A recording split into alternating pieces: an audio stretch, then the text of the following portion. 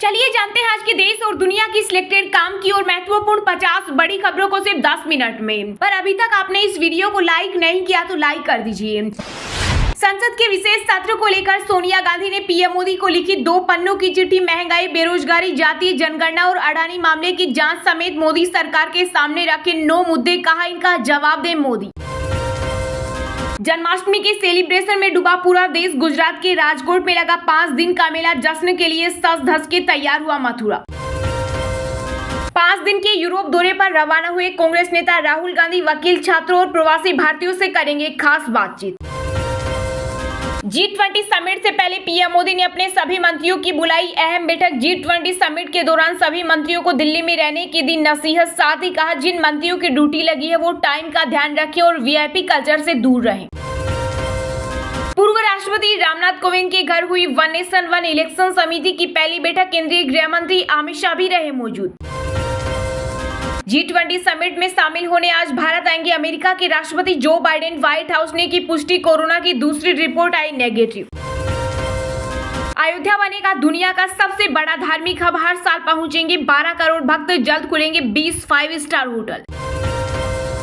हर घर जल में कनेक्शनों की संख्या हुई 13 करोड़, यूपी का काम सबसे तेज, 4 साल में लगभग 4 गुना हुई बढ़ोतरी।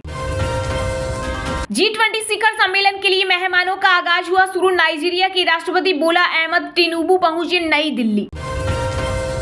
स्पेशल शर्त में सांसद तय करेंगे पुराने से नए संसद भवन का सफर, गणेश चतुर्थी पर होगा श्री गणेश, 18 से 22 सितंबर तक होगी कार्यवाही। उदयनिधि के बयान पर सख्ती से जवाब देना होगा, सनातन धर्म विवाद पर पहली बार बोले पीएम मोदी। भारतीय सेना खरीदेगी 170 आर्म रिकवरी व्हीकल, आर्मी ने शुरू किया प्रोसेस।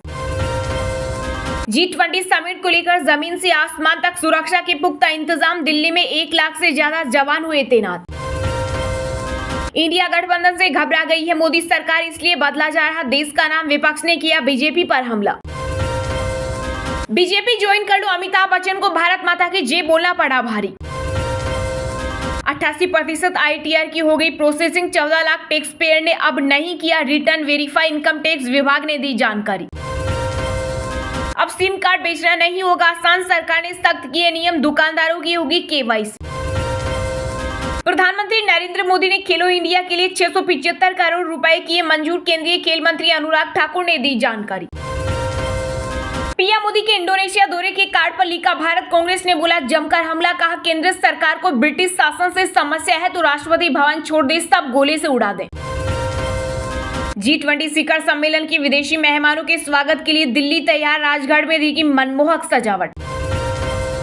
हम अगली बैठक में इंडिया गठबंधन का नाम भारत करने पर विचार कर सकते हैं, आम आदमी पार्टी के नेता राघव चड्ढा का बड़ा बयान। मध्य प्रदेश विधानसभा चुनाव के लिए आयोग तैयार, वरिष्ठ नागरिक घर बैठे डाल सकेंगे वोट, इस बार 18.86 लाख नए वोटर। महंगाई की एक और मार, आम जनता के लिए घर बनाना हुआ महंगा, सितंबर महीने में सीमेंट के दामों में 10 से 35 रुपए प्रति बैग हुआ इजाफा।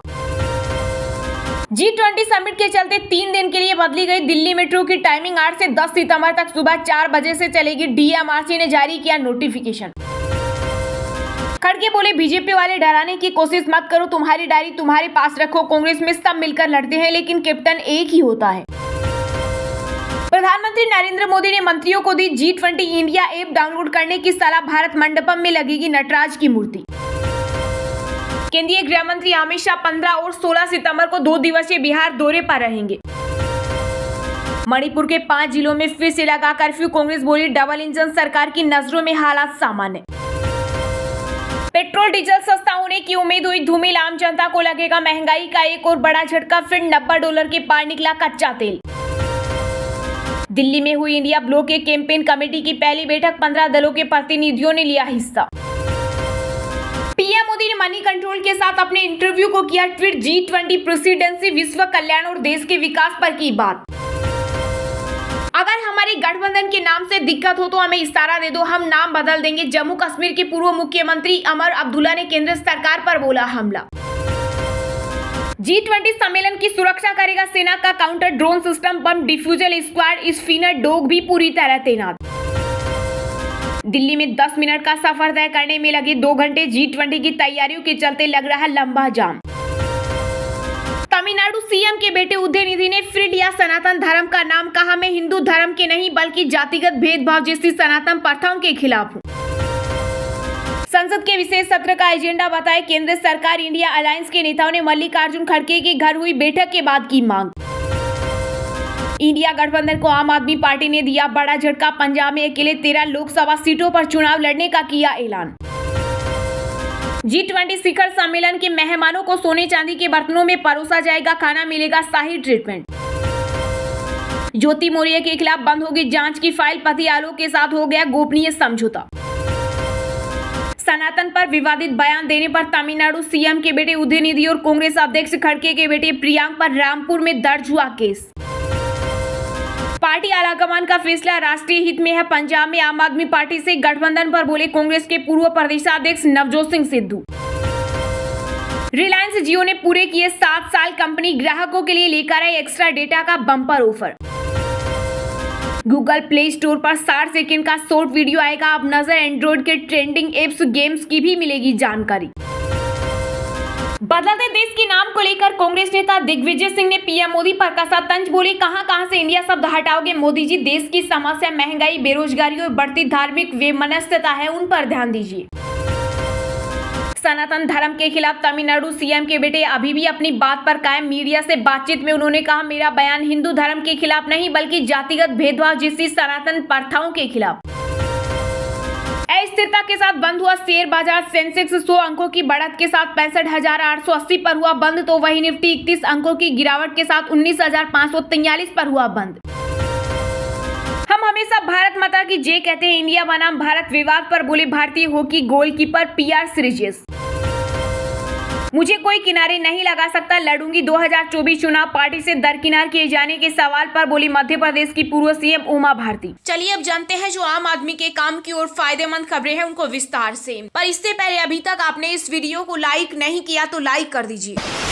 संसद के विशेष सत्र को लेकर विपक्ष का कंफ्यूजन नहीं हो रहा दूर। सोनिया गांधी ने पीएम मोदी को लिखी 2 पन्नों की चिट्ठी, महंगाई, बेरोजगारी, जातीय जनगणना और अडानी मामले की जांच समेत केंद्र सरकार के सामने रखे 9 मुद्दे। जी हां, केंद्र सरकार द्वारा बुलाए गए संसद के विशेष सत्र को लेकर विपक्ष का कंफ्यूजन दूर नहीं हुआ है। सोनिया गांधी ने इस मसले पर प्रधानमंत्री नरेंद्र मोदी को चिट्ठी लिखी है। सोनिया ने अपनी चिट्ठी में विशेष सत्र का एजेंडा न बताने पर आपत्ति जताई है, तो वहीं अपनी ओर से 9 मांग भी रखी है। सोनिया गांधी ने अडानी मामले पर जेपीसी की जांच समेत जातीय जनगणना का मुद्दा उठाया है। इसी बीच कांग्रेस नेता जयराम रमेश ने केंद्र सरकार पर निशाना साधते हुए बताया कि सोनिया जी ने विपक्ष के मसले को सामने रखा है। उन्होंने साफ कहा कि विपक्ष से कोई बात नहीं की गई है और मनमाने ढंग से ये किया जा रहा है। जयराम रमेश ने कहा कि इंडिया गठबंधन के जो मुद्दे थे हम इस सत्र में भी उठाने का प्रयास करेंगे। बता दें कि सोनिया गांधी ने इस चिट्ठी में कुल 9 मुद्दे सामने रखे। इनमें आर्थिक स्थिति, महंगाई, बेरोजगारी के मसले पर चर्चा की मांग की है। किसानों को लेकर सरकार ने जो वादे किए हैं, एमएसपी की गारंटी दी, उस पर अभी तक क्या हुआ है। इनके अलावा जातीय जनगणना को तुरंत कराने की अपील की है। पूर्व कांग्रेस अध्यक्ष ने केंद्र द्वारा संघीय ढांचे, राज्य सरकारों पर किए जा रहे हमले, हिमाचल प्रदेश में आई आपदा को राष्ट्रीय आपदा घोषित करने की मांग की है। इनके अलावा देश में सांप्रदायिक तनाव, मणिपुर हिंसा और चीन द्वारा लद्दाख में घुसपैठ के मुद्दे को सामने रखा है। बता दें कि केंद्र की मोदी सरकार ने 18 से 22 सितंबर तक संसद का विशेष सत्र बुलाया है। G20 समिट से पहले पीएम मोदी ने अपने सभी मंत्रियों की बुलाई अहम बैठक। 9 सितंबर को आयोजित होने वाली रात्रि भोज को लेकर दी हिदायत, सनातन विवाद पर दिया गुरु मंत्र। जी हां, प्रधानमंत्री नरेंद्र मोदी ने मंत्री परिषद की बैठक में भारत और इंडिया विवाद पर मंत्रियों को कुछ न बोलने की हिदायत दी है। पीएम मोदी ने शर्तों के साथ सनातन धर्म विवाद पर उचित जवाब देने को कहा। इसके साथ ही पीएम मोदी ने अपने मंत्रियों से कहा कि अधिकृत व्यक्ति के अलावा कोई भी मंत्री G20 की बैठक पर न बोले। इसके अलावा पीएम मोदी ने अपने मंत्रियों को बस पुल इस्तेमाल करने की विशेष हिदायत दी है। पीएम ने कहा कि 9 तारीख को आयोजित रात्रि भोज में हिस्सा लेने वाले मंत्री अपनी गाड़ियों से संसद भवन परिसर पहुंचे और बसों में बैठकर वेन्यू तक जाएं। वहीं रात्रि भोज में आमंत्रित मुख्यमंत्री भी अपने काफिले के साथ संसद भवन परिसर पहुंचेंगे और वहां से बसों में बैठकर ही जाएंगे। बता दें कि रात्रि भोज के लिए मंत्री और मुख्यमंत्रियों को संसद भवन परिसर में शाम 5:50 तक पहुंचना होगा और 6:30 तक वेन्यू पहुंच जाना होगा। भारत की अध्यक्षता में 9 से 10 सितंबर तक दिल्ली में G20 शिखर सम्मेलन आयोजित किया जा रहा है। इसमें अमेरिका के राष्ट्रपति जो बाइडेन सहित दुनिया भर के कई राष्ट्राध्यक्ष भाग ले रहे हैं। 9 सितंबर को राष्ट्रपति द्रौपदी मुर्मू की ओर से G20 रात्रि भोज का आयोजन किया जाएगा। इसके निमंत्रण में राष्ट्रपति द्रौपदी मुर्मू को प्रेसिडेंट ऑफ भारत के तौर पर संबोधित किया गया है। विपक्षी दलों ने प्रेसिडेंट ऑफ इंडिया की जगह प्रेसिडेंट ऑफ भारत लिखे जाने पर आपत्ति जताई है। विपक्ष ने दावा किया कि केंद्र सरकार विपक्षी गठबंधन इंडिया से डरकर देश का नाम बदलने में जुटी है।